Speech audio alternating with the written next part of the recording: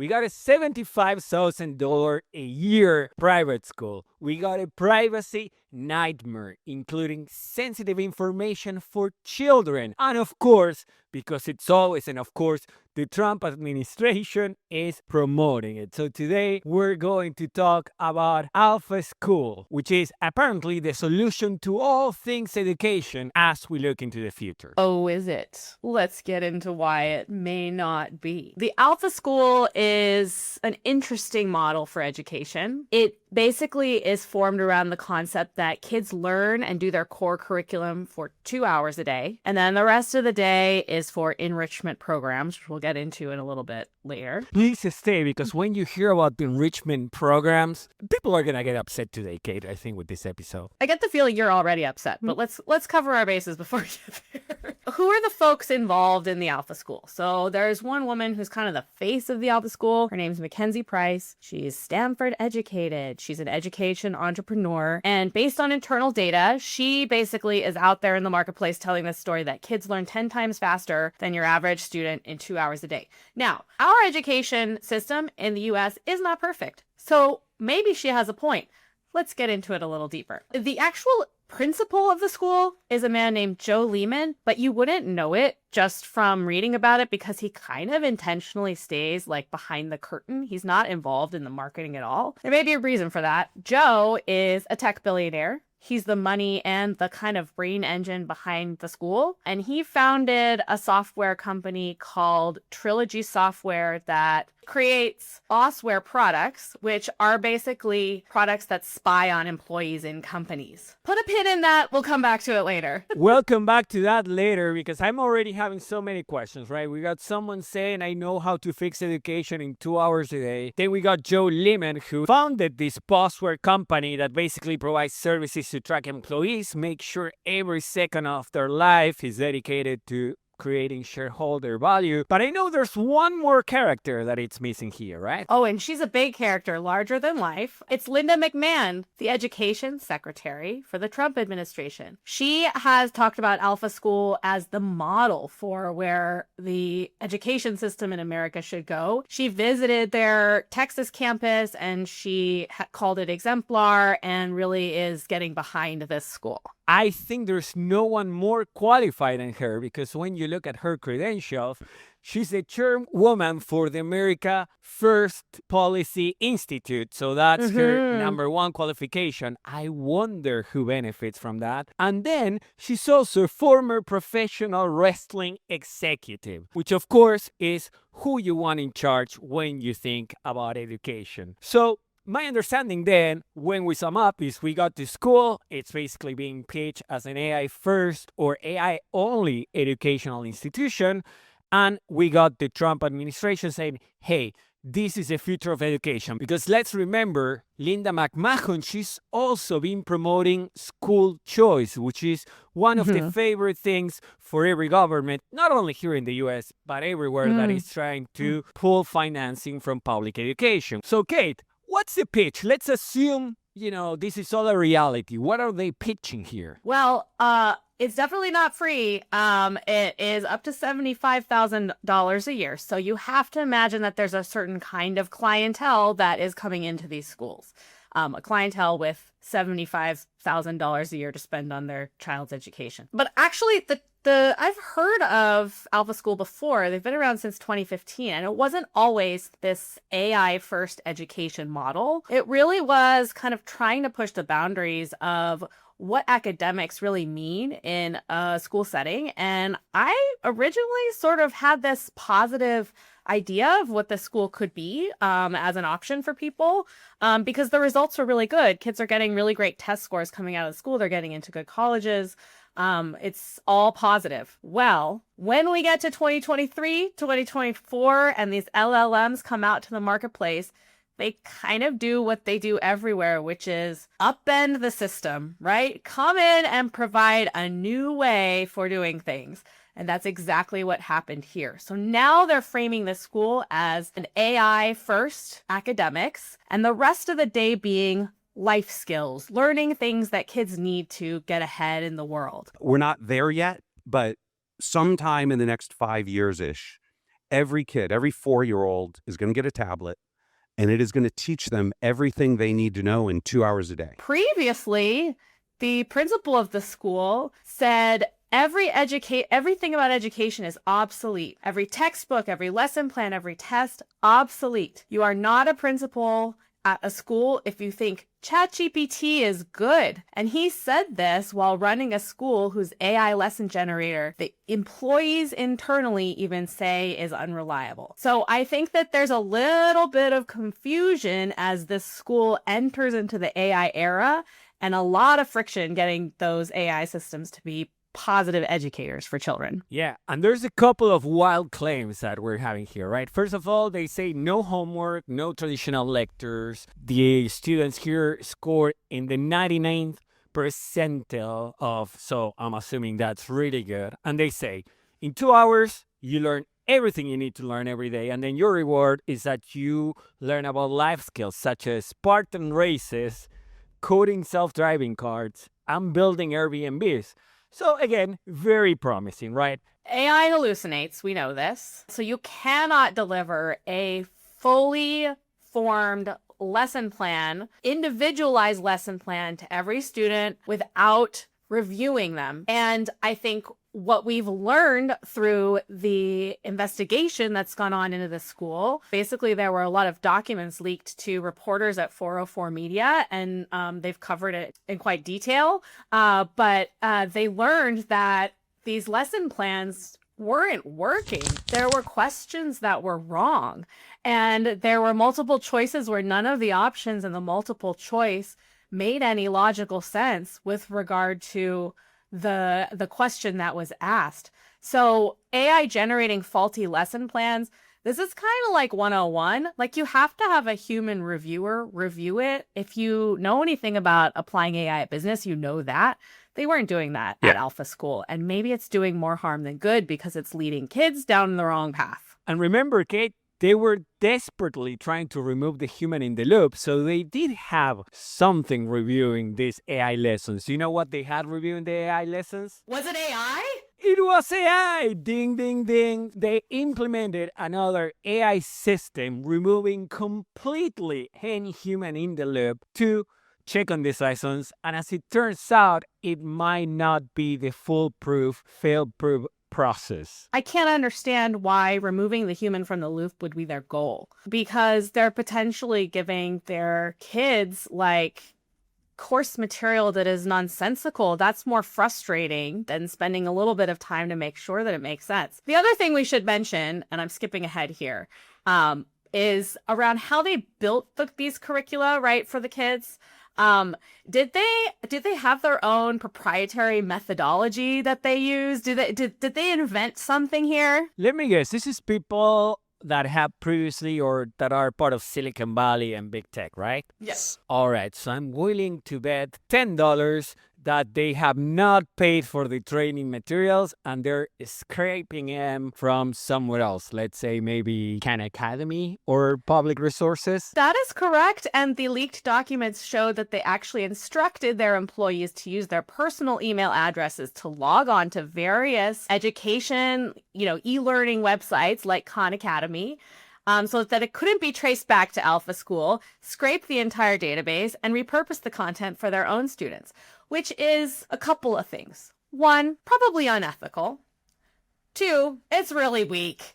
Like, you gotta come up with your own stuff here, people. If you're gonna charge $75,000 a year, like, have your own curricula, for goodness sakes. Three, and this one is the most important to me. They are using AI to shortcut for themselves, to take a bunch of stolen material and to create personalized lesson plans for their kids and then review them for their students and deploy them. They are not using AI in the way that it should be used, which is as a tutor, which is as a study buddy, which is as someone you can dive deeper into the material for. Because they're so focused on teaching for the test in those 2 hours, they need to make sure that all those students get all the core curricula that they need into their little brains. I posit they're using AI wrong here. I was doing some research online and I found out actually the math curriculum was delivered through a portal called IXL.com, which basically is personalized learning, no different than other platforms like Check, for example. Now, this platform, what they say is it should never be used individually. Basically, they say this is an add-on to work with a real human teacher, should not be taken as a all-in-one educational solution. I don't know. This feels a bit sketchy to me. Wait. There's more. Because there are even more fundamental ethical boundaries that have been broken by Alpha School. We talked about Joe Liemandt and how he owned a Bossware company, Bossware being that software that tracks employees' behaviors, like their mouse moving, their keyboard moving, and even filming them with cameras to make sure that they're looking at their screen while they're reported to be working. How does that come into play here? Well, Kate, clearly this come out as a safe, modern learning environment in which the tech allows the folks in charge to understand engagement and build better learning pathways. That's what they say, which is totally wrong, because actually in the real world, you got webcams that are continuously monitoring students to make sure they're keeping eye contact with the computer. For example, you get dystopian situations in which there was this student that was doing her homework at home, and she stopped for a second so she could talk to her sibling about something, and she got an anti-pattern notification. Whatever that means in a dystopian hell, that's a notification she got, right? So you got microphones recording one group sessions. Like we say, they were flagging students for anti-pattern behaviors, like being on pajamas or talking to a sibling. And also like they do with employees, tracking keystrokes, mouse activity. And this founder, Joe Liemandt, he had pioneered Bossware. So he's definitely bringing some of his previous investments. But that's not all, because you would assume you're working with children, you got sensitive information. I'm sure they're going to store it in a safe way. Yeah, they're going to put it in a data clean room with Databricks or something like that, right? Where it's safe and secure. Sure. If a public link for Google Drive is what you mean by safe and secure, that's exactly what happened. 404 Media actually found the links to public files that anyone on the internet could find, with things such as names and grade levels, classes taken, direct links to recorded Zoom video, tutoring sessions. So you would say this is a privacy nightmare? You could say that. I think also, there's the legal aspect of it, of spying on kids, which is gross, and also probably has some, legal territory here. I'm not a lawyer, but I imagine that a lawsuit could be brought. But there's also the fact that students reported feeling anxious because they were being watched. And, a lot of the philosophy around this school is about being authentic and like sharing where you are in your learning journey and where you need to go. And I think that they felt kind of exposed. A lot of students burnt out, the documents showed, because of these anxieties around this program. So I think there's the legal side, and then there's the psychological impact side of knowing that you're being watched. It really wears you down. It seems like there's a lot of wrong going on here. So what would be the end goal here? What's the end product of a school that clearly doesn't work, with a curriculum that has been stolen, real human oversight? Like, what's the end game here? To me, it's a little bit of a dream that has not really come to fruition because of some very sloppy use of technology, and not putting the students' best interest first. But then you could get a lot darker with it, like you can just sort of see that, students in these schools their families are paying for them to be guinea pigs in like product testing and data collection. That is actually fundamentally true, and it's pretty dark. I also think that the kind of undoing of traditional public education, and leaning into this privatized education story, AI-enabled education story, really works for the current administration. And they have an example in hand with quote-unquote test score claims and internal data that shows that this is a really innovative and working model for students. And maybe for some students it is, but perhaps for other students it's more damaging than it is, leapfrogging them ahead of the competition when they get to applying for college. And one of the things that we've seen on the press on these investigations that we saw online is that all these wild claims about the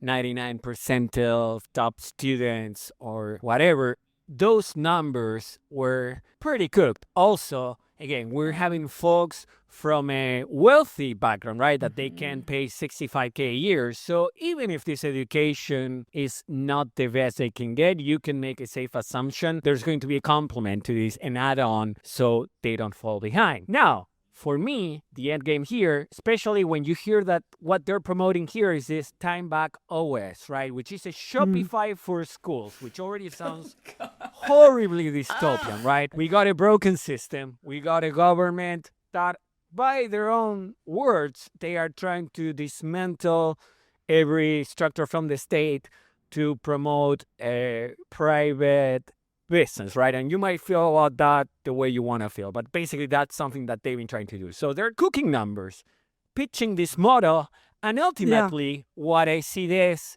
as the end goal, keeping in mind also Linda McMahon's, school choice sort of beliefs, is that this is basically a beta test, like you say. They're guinea pigs for something that is actually for low socioeconomic sort of students, right? The ones that are the most affected by this knowledge desert.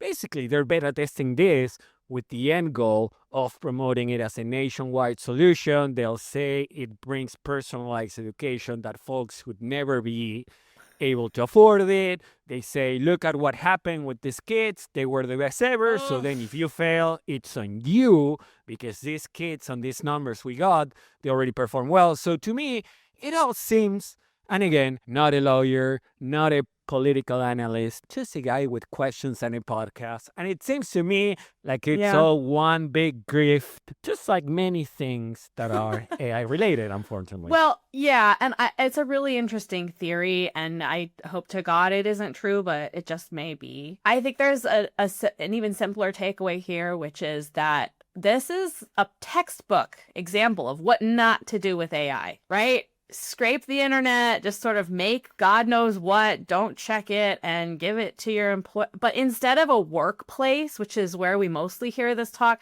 this is at a school. And we're letting underage students be vulnerable guinea pigs in an experiment that has clearly gone awry. If your education is happening like one-on-one with AI, you're lacking the social skills that come with traditional education, that come with, having a project that you have to work on together, figuring out how your skills match, figuring out how to work with different personalities. Those are much more important skills for their future, work and professional development than passing these exams and passing the SATs.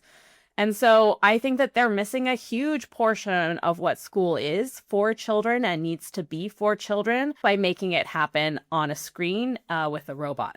That's not to say that this couldn't be a great, sort of addition to traditional curriculum and helping kids, older kids, hopefully, build out their skills of working in collaboration with LLMs. But I don't think these guys have gotten it right. I don't think they have gotten it right either. But what I can say is that this is a pattern, because we've seen it before. Being unprepared, stealing content, employing magical thinking, and we saw it exactly on the Church of AI, which is another episode we put out in which we talk about big tech's obsession with speaking like a cult leader. So if you want to keep on watching, you got the video right now. And remember to subscribe, like, leave a comment here. It really helps this content get in front of other people. So go ahead and keep on watching so the algorithm gives us some love.